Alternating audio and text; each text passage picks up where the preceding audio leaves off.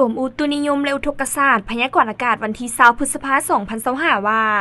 ความกดดันต่ำของอากาศร้อนยังจะสืบต่อปกคลุมอยู่ทั่วทุกภาคของประเทศลาวด้วยกำลังอ่อนสมทบกับกระแสลมตะวันตกเฉียงใต้พัดปกคลุม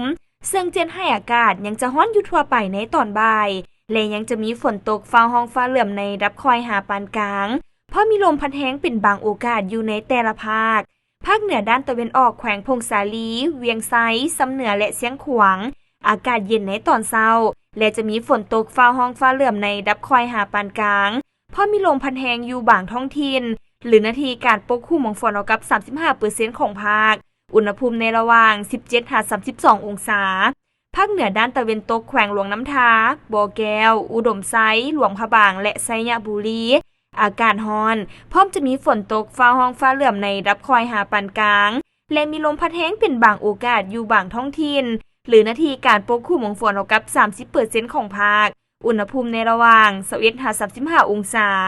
นครหลวงเวียงจันทน์อากาศร้อนพร้อมจะมีฝนตกฟ้าห้องฟ้าเหลื่อมในรับคอยหาปานกลางอยู่บางบริเวณและมีลมพัดแรงเป็นบางโอกาสหรือนาทีการปกคลุมของฝนเอากับ 40% อุณหภูมิในระหว่าง 25-36 องศา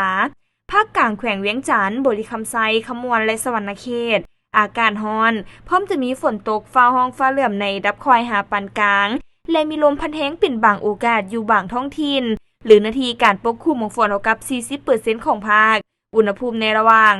24-36 องศาแขวงไซสมบูรณ์อากาศเย็นในตอนเช้าพร้อมจะมีฝนตกฟ้าห้องฟ้าเหลื่อมในรับคอยหาปานกลางและมีลมพัดแรงเป็นบางโอกาสหรือนาทีการปกคลุมของฝนเอากับ 30% อุณหภูมิในระหว่าง